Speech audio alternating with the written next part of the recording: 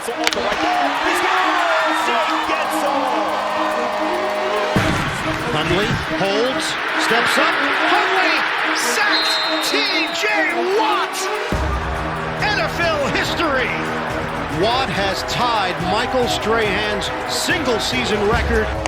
Oh, no. In the air to right. This is deep. And he did it again. Jack Sawinski wins it for the Pirates. 3 home runs in a game.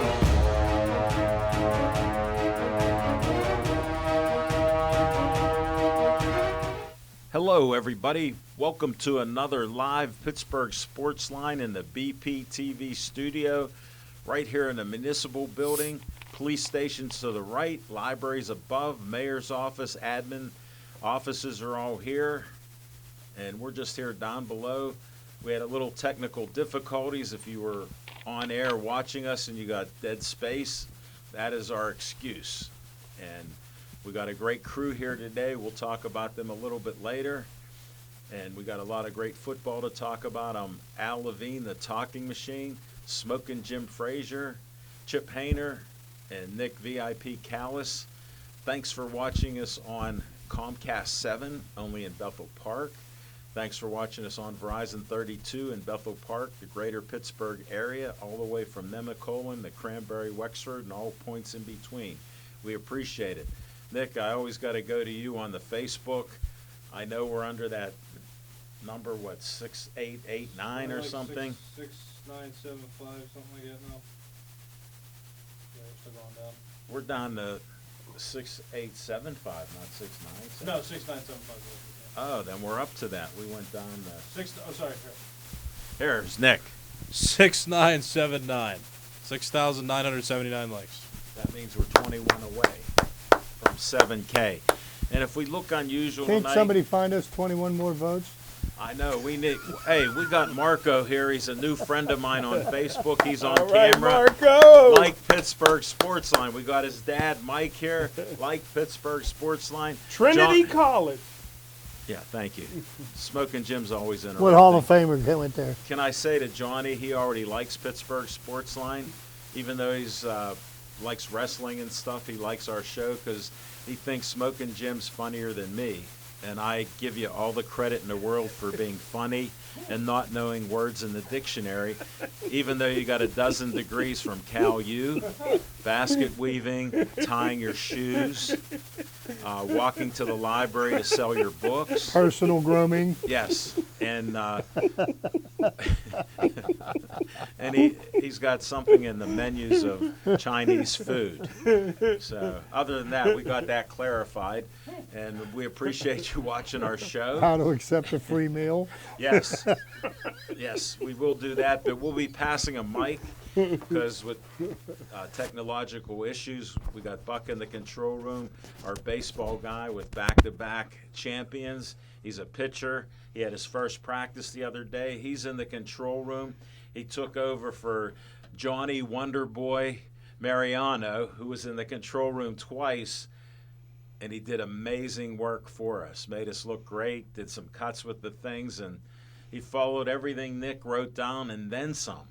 So we're going to start. I'll be talking in the mic, and I'm not sure how to do this, but I'll try one-handed with my promos. Yeah, while you do your promos, I'll go try to find us a mic stand.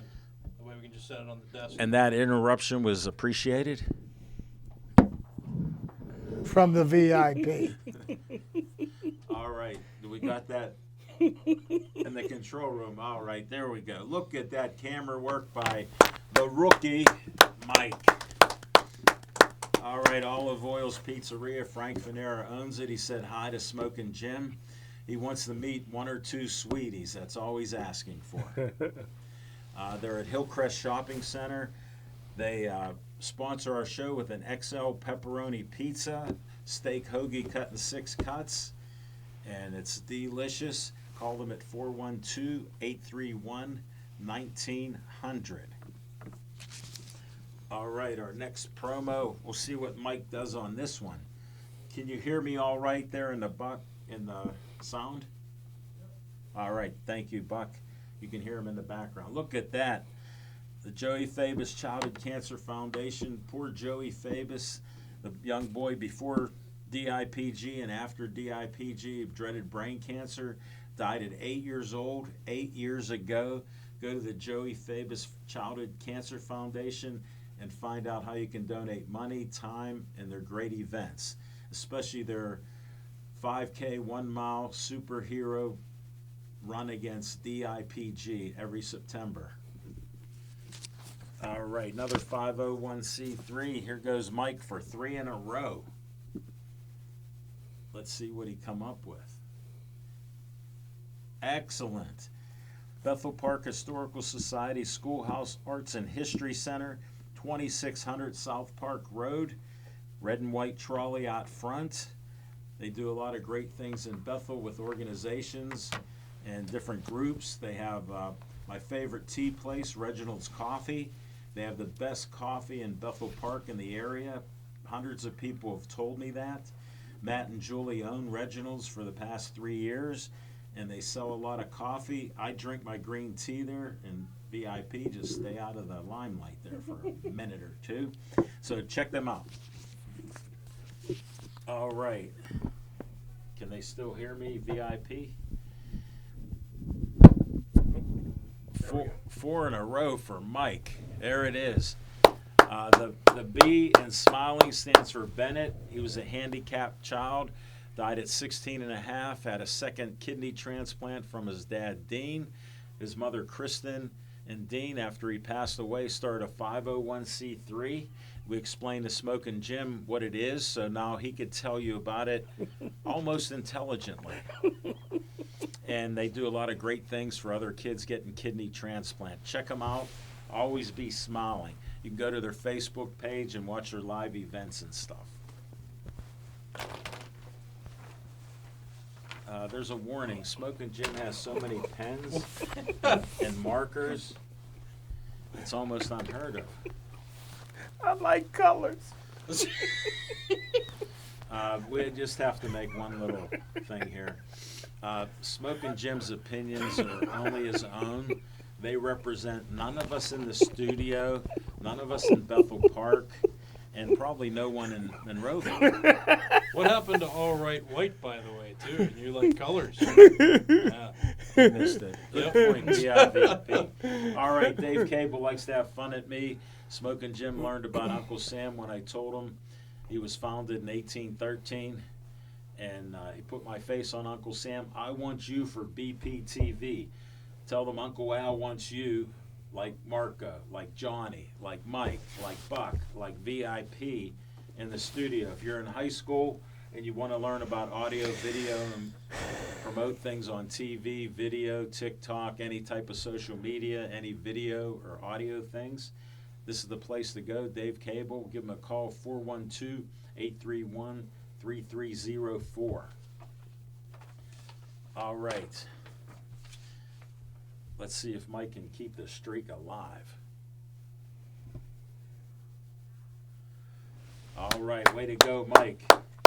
Bethel Park Community Foundation has money, and it's grant money for you from $100 to $5,000 for your group or organization doing great things in Bethel to make our community better. Go to bpcf.org. I'm one of the trustees on there. Every 2 months we meet. Come on in and tell us why you need money to make Bethel Park better. All right.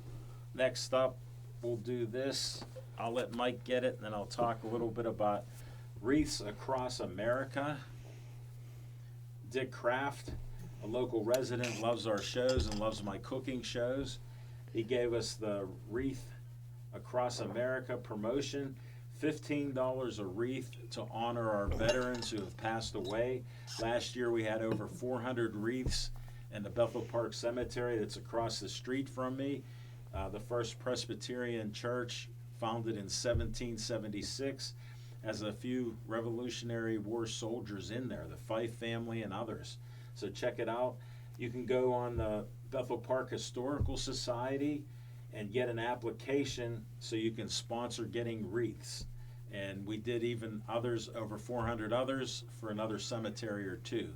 So we're looking to do it again each year, and it's a great way to honor our vets like my dad and others who have passed away. All right, let's get to the bottom of this. Next up, can you hear me there, Buck? All right. What's on your mind, Smoking Jim Frazier?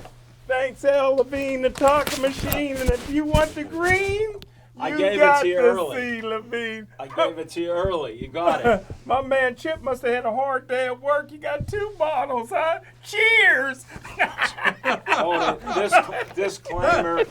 There's a disclaimer to show you. I'm double fisting. We gotta end some of the nonsense right off the bat. He's in Dublin! Where's Dublin? Ireland, baby. Right next to Trinity College. I got you. Well, we have to do a disclaimer because you know when Smoking Jim's exaggerating. Last week we did a little TikTok after the show, and I go, "Oh, Chip forgot his water bottle." Oh, yeah, that's right. I forgot about I that. knew he could I forgot recall about when I that. spelled it out. Yeah. So he had to be double-fisted today. Well, take your turn spelling it out with any color. But hey, Here, could I have one? I'll go real quick. I know we If got you want the green, I know we, you got to see Levine. I know we got a lot of sports to talk about. Hold it 1 second. You have a segment to talk about what's on your mind. Can you just find one thing to talk Yeah, about this is what's just on your one thing. mind? And you guys are going to like this. And here's my your man, green. Especially my man, Nicky. Is that right? Yeah, Nicky Boy going to like this one. What happened to VIP? Listen, he is the VIP of BPTV.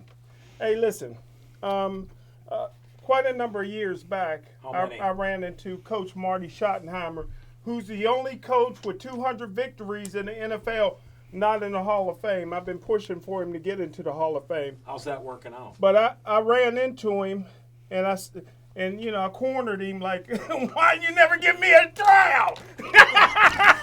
And so then I started asking him about coaches. Can this coach do well in the league? Can this coach do well in the league? Can that coach do well in the league?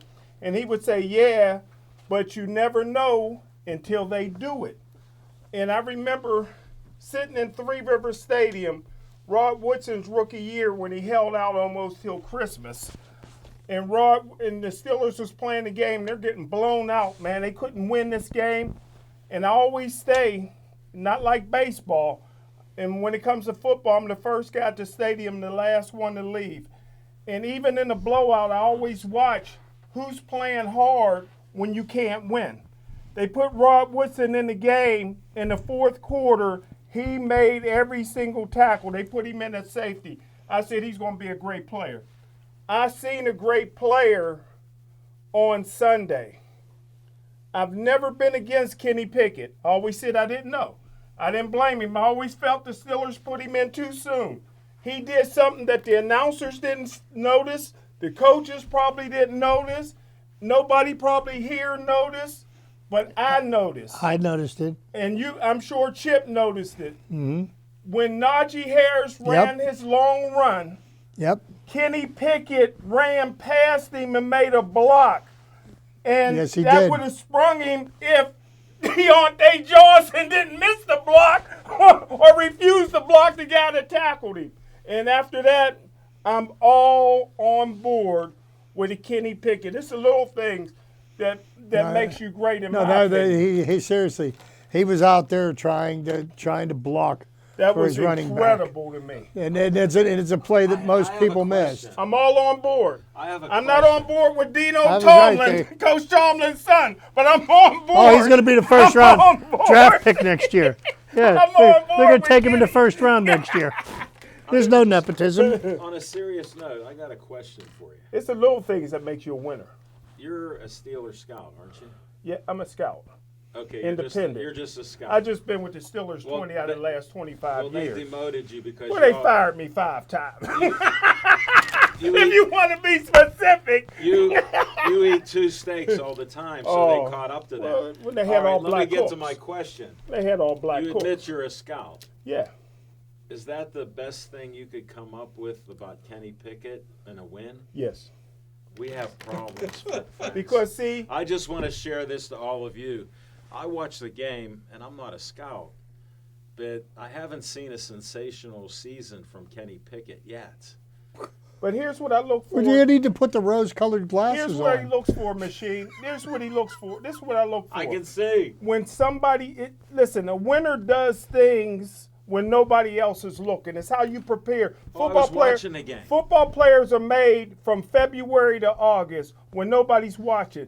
It's the little things. It's the unselfish things you do that'll make you a winner. And doing that right there showed me he didn't have to. That was hustle, man. When you hustle like that, you're a winner. And the first thing I thought, I said he could have played for Pete Adamarino. And I always tell this story about Pete Adamarino, my high school coach. At Gateway. We were state champions. Our best player on the team, Marshall, had Ivy League scholarships everywhere. Did he have a last name? He had the best hands I ever seen. That was his last name. White guy named Marshall. Ivy League scholarships everywhere. It's his first name, white guy. First game of the season, Coach Adamarino didn't believe in laying on the field. If you had to be helped or carried off the field, you didn't play no more. He didn't see the field again till senior night when he walked across the field with his parents. And he was the best player on our team, but he got hurt and had to limp off the field, and Coach never put him in again. So Pickett could have played for Pete Adamarino. And that's what's on my mind. Well, Okay. I got to accept that. Hey, Jim Ellenbogen's watching. Ralph Williams is watching. That's my man. Amy Sliss is watching. She said hello. Chief is watching. Paul Haley's watching. Johnny Mariano has a question for you. He couldn't ask it because we're on air. Okay. So he texted it. Does Smokin' Jim want to go shopping with me on Black Friday? He can meet me in front of Target at 5 a.m. He goes to bed about 6. So I'll set it up. Please meet Johnny. Last time I met you, as long I was as you're wearing standing a white in front of the outfit. watermelons when you. No, that was Giant Eagle. That's another story. As long as you're wearing a white outfit. All right, Tony from Chick-fil-A always has something to say. Doesn't really apply to what we're talking about, Kenny Pickett. You know he was the second oldest quarterback in the last 20 years picked in the first round. I didn't know that Yeah. because Roger Staubach So was pretty imagine- old. No, he wasn't. Buck will tell you who That the was first. that was like 60 years ago. Yeah, but he had to do his. He had to But service. since you're a scout, for I don't 4 know how years you in the missed Navy. that. Why wouldn't anybody else have had older quarterbacks or that age around there? Never mind. Tony has a question. Smokin' Jim, is there a decline in boxing matches? Anyone in the industry can make boxing great again. Jake Paul. Smokin', you have an answer? He good point. Those were questions. We'll move on. Thanks all of you for watching. We appreciate you. Thanks for the feedback. Chip Hayner, what's on your mind? Well, I'm going to go outside of the box somewhat That's to okay. say because we don't talk much about some of the other teams in Pittsburgh. But Saturday and Sunday, there was some pretty amazing events that happened Saturday Yep. and truly tragic events that happened Sunday. Oh, man. They were both kind of interconnected. So Pitt, for the first time ever, ended up with a 14-0 lead 16 seconds into the game on 2 consecutive plays. Yes, sir. They scored pick sixes. I was kind of shocked. The first pass that the Virginia quarterback threw was taken to the house. The second pass he threw, just to prove the first one wasn't a fluke. And Pitt managed to manhandle the Virginia Cavaliers 37-7. So, you know, tip my hat. Pitt is now bowl eligible. They had a parade in Oakland because Pitt is now 6-4. They needed one.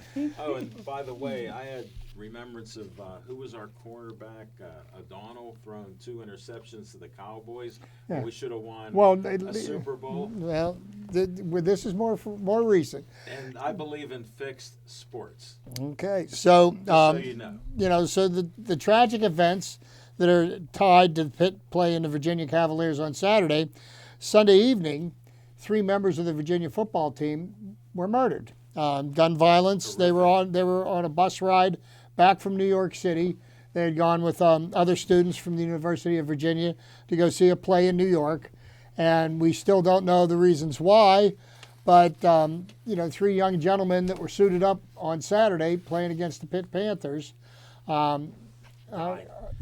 died Sunday night through senseless gun violence, and it's something that's becoming more and more commonplace. And it's sad, it's tragic. These young men were 19 years old; they had their whole lives in front of them, and it just puts everything in perspective. Even Pat Narduzzi at his press conference yesterday, instead of talking about Pitt's victory, talked about the loss of the 3 young men. That he had actually even spoken to one of them after the game was over. So I would think that we should make note of that and have a moment of silence for the young gentlemen and their families. It's a tragic loss, and it's happening far too frequently. That's what's on my mind. Moment of silence to honor them. Okay, thank you, Dave Cable. Nick's mic was out, so we're using a mic that's on a stand right now between us. I moved it closer. So, Dave, if we sound better, let me know. If we need it closer, let me know that too. Thanks, Dave Cable, for watching us. Jim Ellenbogen said, the Steeler offense looked like an unprofessional high school offense like Gateway.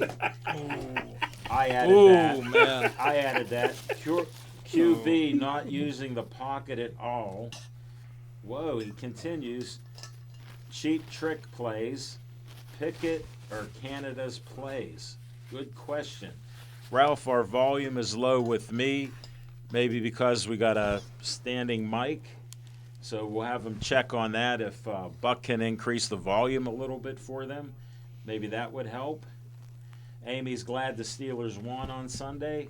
So are all of us. And we'll go to the VIP, Nick Callis. What's on your mind? And he's moving the mic away from me. Look at that. Step up to the plate. First time ever the mic's been taken off of the talking machine. Mark this day down. Hate technical difficulties, but I guess this is a fine accomplishment to take a mic off of Al. But no, what's that? Dave said talk into the mic and you sound great. Yeah, so we just got to turn it. We got to share. Al and I got to share the mic. Well, you'll hear this when we're sliding it over. That's a directional mic. How would you even know that when you learned editing? Look at him giggling over there. Yeah, directional mic. Here, carry on. All right, so I'd like to mention that I've been at BPTV now for 2 years. I met Dave Cable November the 13th, 2020, and here I am now. Lucky day. Yeah, and so 2 days from now, 2 years ago, I met Al for the first time. So wow, here I am. I'm kind of shocked. Welcome aboard. The 2 years have flown by, so this is crazy. And you're one of the co-hosts. Yeah. You're not just behind the camera like the other 3 Back- guys in Met there. Al first time outside of a family reunion. The disclaimer we have to put out is Smoking Jim thinks Al Levine, the talking machine, and Nick Callis both have different last names, which is not unusual in families, but we're from Green Tree, both went to KO, and he thinks we have nepotism being involved, where I took care of him because somehow he's not related to me, and Smoking Jim still brings it up 2 years Never later. seen anybody get promoted as fast. We've never had anybody like Nick before. Kenny Pickett. I like that. Chip, that was great. Carry on. Thanks. All right. All right. Amy said happy anniversary. Thank you, Amy. I appreciate it. Steve Sports says happy anniversary MVP. MVP. You Ooh. moved up a notch. Taking Steve's. You got Steve, yeah. Steve's the No MVP. longer- Well, he was Rookie of the Year. Well, I call him MVP because after 5 years, you can't be a rookie. Anybody in the sports world, how long are you a rookie? 1 year? As long as you can get away with it. But sports related though, I was on the Fan early morning show this morning. Thank you. But I got a caller to call in talking about Pickett being terrible and the Steelers must draft a quarterback next year. I'm just kind of like, what are we doing? Like, what are we talking about here? I never supported Pickett being put in this soon. I never really wanted him to play at all this year. I mean, I understood that I didn't want his confidence to be destroyed. I wanted to make sure that he was ready to go, and I think that some development and just getting some experience that wasn't on the field early in the season might have benefited him. But in this case, I think it's fair to assess him for the situation that he's in, because we can only talk so much about poor decisions that the coaches are making, and I don't really trust the coaching staff because they're not transparent. I already mentioned that. They're not really telling us anything, and they're making decisions that you just don't – it doesn't make logical sense. So I'm just going to assess him for what he's doing right now. He was put in the league early out of being drafted, and the quarterback depth chart has been a question mark the entire year. Mason Rudolph for about 5 seconds was the number 2 quarterback. Don't forget that until that changed. So, I mean, it's not was a typo. It's not Pickett's fault. It's not Pickett's fault. I think that he's getting the best experience he can, and I think that the experience he's getting is valuable. I don't think that we're judging anybody any differently than he is now, because he is a first-round draft pick. He has higher expectations on him, so I think that a little more patience is key to at least trust that the Steelers are going to get better with him. Now, I know Al doesn't agree, and that's fine. Al didn't have to agree, but to draft a quarterback next year, so to do that back-to-back years, not a good idea. I think that the patience with the rebuilding is going to pay its dividends when the time comes. I don't think it's time to just and the caller that I'm mentioning called Pickett terrible. I'm like, it's terrible? Is it terrible the answer? The way he's scrambling and still making some plays happen? I wouldn't say terrible. What would you say? Awful. Bad. I'd say bad at the worst. It was bad. Oh, okay. That's a step in the right direction. At least in the first half of the game. You lost me in everything you're saying, but go ahead. Well, I can lose you. That's fine, but that's my opinion. I've got faith in trusting the process in this case. We don't need to draft another quarterback yet. The Steelers don't need to draft another quarterback. That's my only solution here. It's like that's not the answer, is to draft another quarterback. That's all I'm saying. That's what's on my mind here, is that if there are fans out there that truly believe that drafting another quarterback is the answer to fixing the problem, after this man said don't draft a quarterback when Pickett got drafted, right? We need to bolster other parts of the team now that don't involve the quarterback position. You're setting the team back even farther if you're not patient with this. Okay. I disagree 100%. All right. But the only thing that I find perplexing, as Steeler fans, what our conversations should be is, what are the Pittsburgh Steelers going to do to defeat the Cincinnati Bengals this week? Okay, worrying about what we're going to do in April of 2023 when the whole rest of the NFL football season needs to be played out, so nobody knows what draft order is going to be. Nobody knows how many games the Steelers are going to win. Nobody knows how many they're going to lose. I mean, that's kind of what I'm saying here. Yeah, it's similar. So basically what we should focus our energies on is this Sunday. That's all I got to say. Thank you, Chip. Nick, that was very good, very informative. I had different opinions during the draft, only because it was the worst quarterback draft in at least 10 years. And we got the best quarterback who took 6 years to become a great player and beat Dan Marino's records. So me being a lifelong fan, not just because I'm older than you, but I go by the eye test.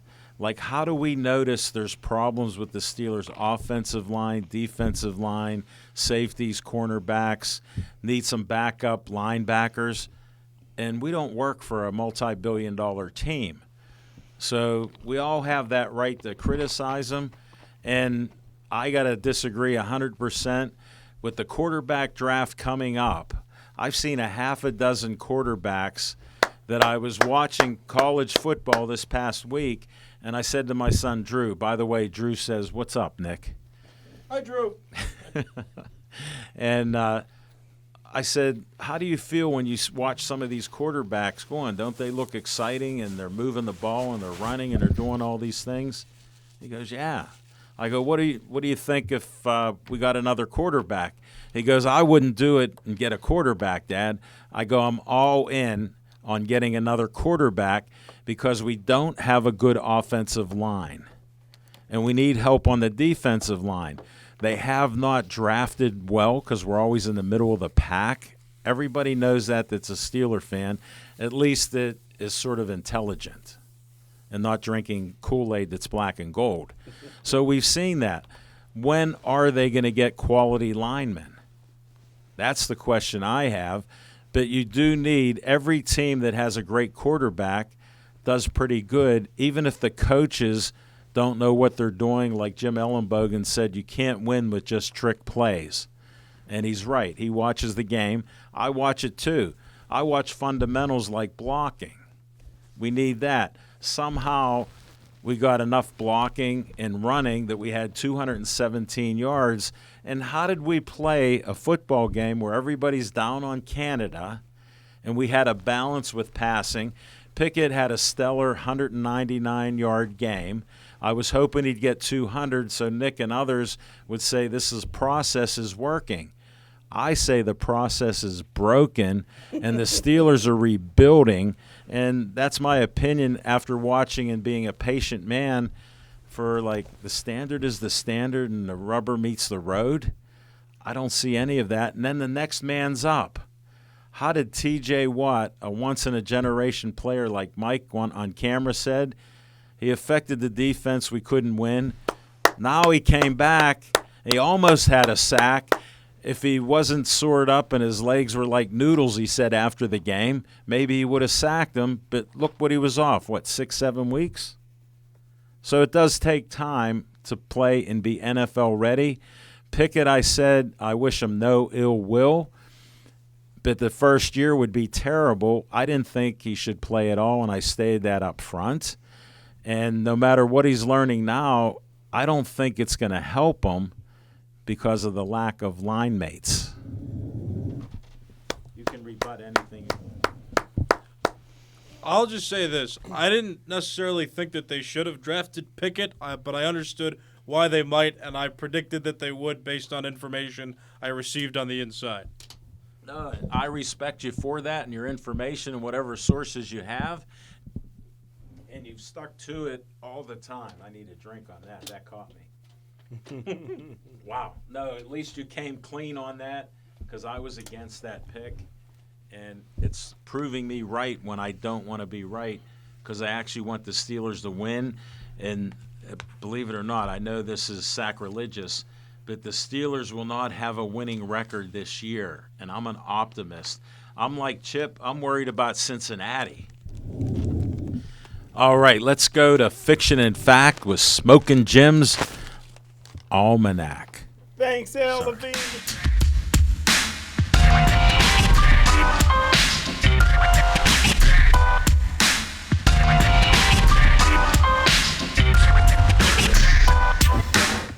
Thanks, Al Levine, the talking machine.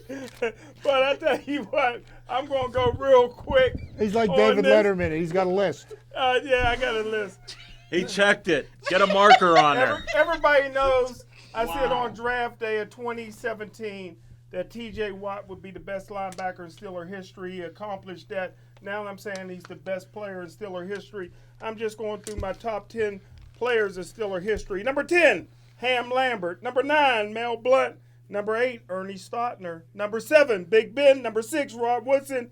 Number 5, Antonio Brown. Number 4, Franco Harris. Number 3, Terry Bradshaw. Number 2, Mean Joe Green. Number 1, T.J. Watt. Now, I want to say the top 10 players in NFL history. Hold your question. Wait, no, that was actually 10. You didn't have any letters. Yeah. First time. Hold good. it, Smoking Jim. First time in 11 years of Pittsburgh Sportsline, Smoking Jim has had a top 10 list that only, and I stutter a little, only has 10. And here's Carry my, on. We can't here's wait to my hear top more. 10. In no particular order, here's the top 10 players of NFL history. Jim Brown, Tom Brady, John Mackey, LT, Lawrence Taylor, Reggie White, Dick Buckus, Deion Sanders, primetime, Ray Lewis, John Hanna, Jerry Rice, Dick Night Train Lane, and T.J. Watt. In my opinion, he's one of the top 10 players to ever play in this league. That was a list of 12. Yeah. I didn't number him. He's back. Smoking Jim is back to normal. And I'm starting to question, since he's not just a Steelers scout anymore, he's an NFL scout. His history knowledge is terrible. What about J.J. Watt with 3 Defensive Player of the Year awards? Yeah. Aaron Donald with 3 Defensive Player Aaron of the Year Donald ain't been the same since he socked that guy on the south side. he ain't made a play all season. He's triple teamed, Smoking Jim. He's from Penn Hills, and we don't like that. Well, we can't help it. You're from Monroeville. He calls it God's country. I heard the weather report. They got a foot of snow today, but there was one guy out there running around in shorts and a T-shirt called Smoking Jim Frazier. All right, thanks, Smoking Jim. We appreciate all the fiction and all the fact, and we got plenty of it, especially missed. Like Chip's going to know, we're going to go to trivia time in 10 seconds. Me and Mike agrees on TJ.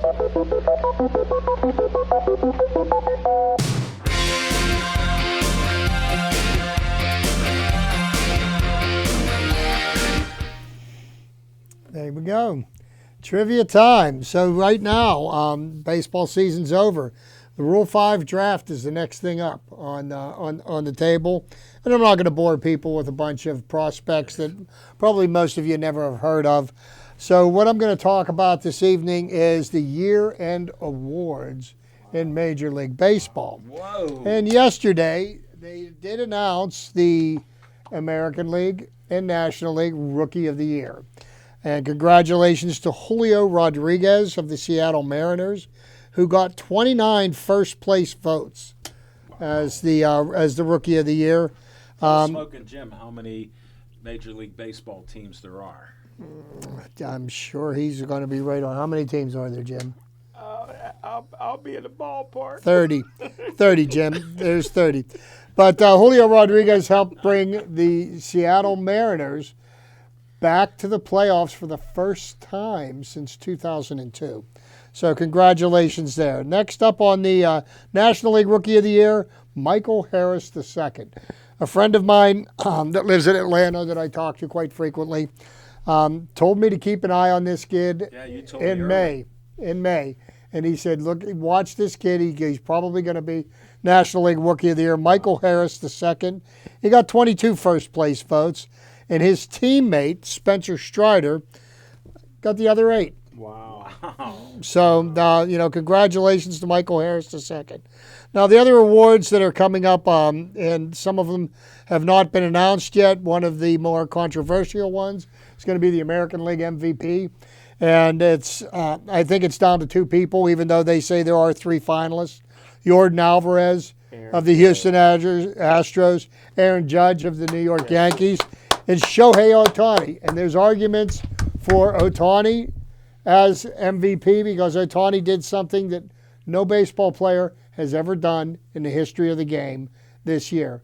Not only hitting home runs, but as a top-notch starting pitcher. So he's in the question, but Aaron Judge in the sports capital of the world, whether you like it or not, New York City is New York City. They're going to get the best press. Aaron Judge set the record for Yankees most home runs in a season, broke Roger Maris's record. He will be in consideration. The award winner will be announced any day now, but that one's still up in the air. Then we've got the National League MVP award, where there are 2 teammates that are going head-to-head, and they're going to have to take a look at what's more important as a most valuable player for your team. Is it your offensive statistics, or does defense play into it? That comes down to Paul Goldschmidt of the St. Louis Cardinals and Nolan Arenado of the St. Louis Cardinals, third baseman extraordinaire, who just won his 10th consecutive Gold Glove at third base. And he won his 6th Platinum Glove Award this year. And Smoking And- Jim, that's higher. That ain't easy to do. That's higher. And without any question, he is the best third baseman in baseball. It ain't like playing Paul first Goldschmidt had an incredible year. He's done it over so many years. And he was vying for the Triple Crown at one point. He did lead the National League in average. And finally, the third person in the conversation, Manny Machado, third baseman of the San Diego Padres. So that has not been yet determined. Next, we're going to go to Cy Young Award winners. And that award has not been announced yet.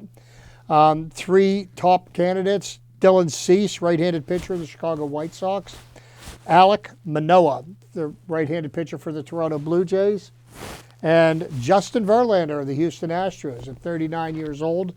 Had a bounce-back year after Tommy John surgery. That's amazing. National League, 3 pitchers that are the finalists: Sandy Alcantara of the Miami Marlins, Max Fried, left-handed pitcher for the Atlanta Braves, and Julio Urias of the Los Angeles Dodgers.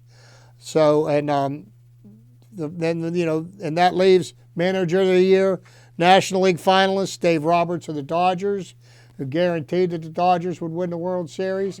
They won 112 games, and then they took a bow out in the first round of the playoffs.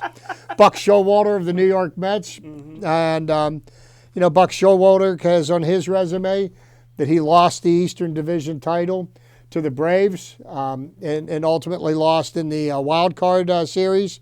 And then Brian Snitker of the Atlanta Braves. American League finalists for the Manager of the Year, Terry Francona. Mm-hmm. They said that Terry Francona is actually the winner. 112, 17 first place votes. Mm-hmm. Terry Francona from New Brighton. Yes, sir. Who, look what he did with the lowest payroll of teams to make the playoffs. And you know what? They took the Yankees to the 5th game. They almost took them out. They got a little bit too full of themselves once they got up 2-0. And well, the Yankees being the Yankees, they did what they do when the chips are down. They came through. I wish he was a manager here. Would be nice, wouldn't it? And But, luckily, Smoking Jim's not a baseball guy. Oh, to interrupt you, Amy says, like your haircut, Chip. Tony from Chick-fil-A, always thinking about the Pirates. Thoughts on Pirates' new first baseman, Chip? Ji-Man Choi is a legitimate major league first baseman, and he has played adequate first base before for the Tampa Bay Rays. He had a down year this past year, and I will say this: he's better than anything else the Pirates trotted out to first base last year. Is he the answer to our problems at first base? Maybe, maybe not. Maybe not. But as I said, he's better than anything else we trotted out there last year. Anybody can play first base. Except Smoking Jim. He hasn't Willie accepted. Stargell was 80 years old, still playing first. Yeah, but Smoking Jim hasn't accepted Nick VIP Callis's catch a baseball with me, Smoking. Yeah, I was going to say, I played first base for a good chunk of my career, so I got some of those little soft tip balls in my car. I'll bring them in when the show's over. We'll take a little video of you. I'll just skip them to you on the ground, and then you can skip some to me. We'll see who catches more. My agent Marco won't let me do it. He's gonna run. He's gonna run so fast out the door, he'll be a blur. I gotta do a show with Ralph. Yeah, we know that. You'll get your point. Hey, thank you very much, Chip. Great stuff. Appreciate that. I love baseball. Unlike Smoking Jim, I followed it my whole life. First base is hard. I played first base for a lot of years, and it's softball? not as easy as you think.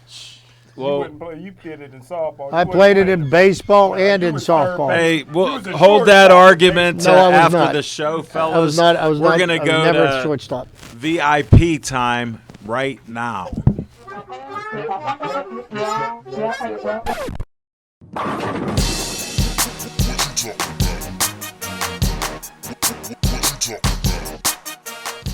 All right, I got an opinion. This time it's about football. I genuinely believe that the Steelers can beat the Bengals on Sunday. The reason why is because of the defense, and the Bengals' offense is terrible. And I think that the Steelers' defense being stronger than the Bengals' offense could help them limit scoring and then take over and eventually win. And another thing I want to bring up that I'm going to piggyback off Smoking Jim. I guess we're reading minds. This doesn't happen too often. Yes, sir. How do you get into that mind? I was going to come in here and I was going to say T.J. Watt might be one of the best players in Steelers history, or maybe even in NFL history, whether it's because he has just some wizardry and sorcery that just makes the team play better, just his sheer presence and the pressure he provides to quarterbacks and against, linemen rushing off the edge. I mean, there's just something about him that he's worth all the money that they paid for him. He works hard, he plays well, and he influences games. Only one win without T.J. Watt in the lineup for a game. Wow. Since he's been on the Steelers, I think that's incredible. Yes. And I mean, look, you're backing up Smoking Jim. I'm backing up Smoking Jim. I'm just saying, it's incredible how much influence one player has on a team, and I really do believe that they would be doing better had he been healthy for the majority of the first half of the season. And you also look at the Cincinnati Bengals, a team that struggled this year, and I kind of brought that to my realization how close they actually were in the division standings to the Steelers. Half a game. To the Steelers last year, and the Bengals would have had the tiebreaker. Half a game. They would have had the tiebreaker, though, because they beat the Steelers twice last season. But still, it's like they were that close, and I think they got hot and they got on a run at the right time, falling in the biggest game. But, they had a lot of flaws. And for a team that claims that it shored up its offensive line before the season, they really didn't, or the product isn't what was advertised. So I think the Steelers can pull it off. Not necessarily that I want them to, because I still think that not winning and accumulating draft capital is important to the team and the rebuild process and getting more talent. But, the AFC North is just weak. And a Bengals team that was favored coming into the season, Chris Collinsworth during the Super Bowl saying, this isn't Joe Burrow's last time in the Super Bowl. I really listened to that comment, and I said, man, he's really trying to make the fans feel better in the moment, because they're not as a team strong. Joe Burrow can be a talented quarterback, but think about all the sacks he overcame in the playoffs to, make plays to have them do well. One interruption. Did Cincinnati have a good offensive line last year? No. Did they improve their offensive line this year? So they claim. That's a legend. No, they didn't. Yeah. So I rest my case. So yeah, especially with T.J. Watt back, and I mean, think about this example too. I mean, with Minka being not being in the lineup, they still held well together. Minka doesn't have that much influence. He's good and he impacts the team a little bit. He has talent and he plays well. But just T.J. Watt in the position that he's in, the way he edge rushes, just the fear that he strikes in teams where there's a channel of doubt in there. Whenever he's on the move, that's the power move there. That's why I think the Bengals are going to lose, and that's why I think that T.J. Watt is really one of the greatest that you're going to see on the defensive side of the ball ever. I think the big key to the game on Sunday. Wait, real quick. Is the lack of Jamar Chase. Real quick. Can I know what you think? Huh? Chip always tells me what he thinks. I just want to know what you think about this. That was great. A+. The show's always better when everybody agrees with me. Don't you agree? I disagree with you.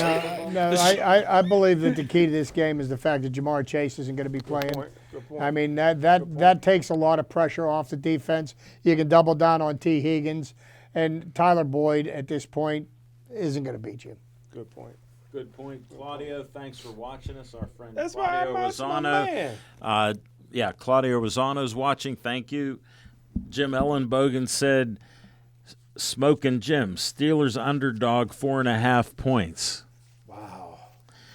Paul Haley used to live in Bethel Park. He's retired. He said, Smoking Jim, what about Youngwood PA's George Blanda? Yes, At least Yes, an honorable mention, or maybe 13 or 14? Yeah, I got to have George Blanda on there. That was my man. He's one of the 6 Hall of Fame Western Pennsylvania quarterbacks. Yes, sir. Jim O'Brien wrote a great book this past year. Smoking Jim got it for free and gave it to me and the guys here. So I read it. Smoking Jim hasn't seen it yet. He hasn't taken it out of the cellophane. Yes, and we're gonna go back. The show's under about 6.5 minutes. We're gonna go to On Location right now in 10 seconds.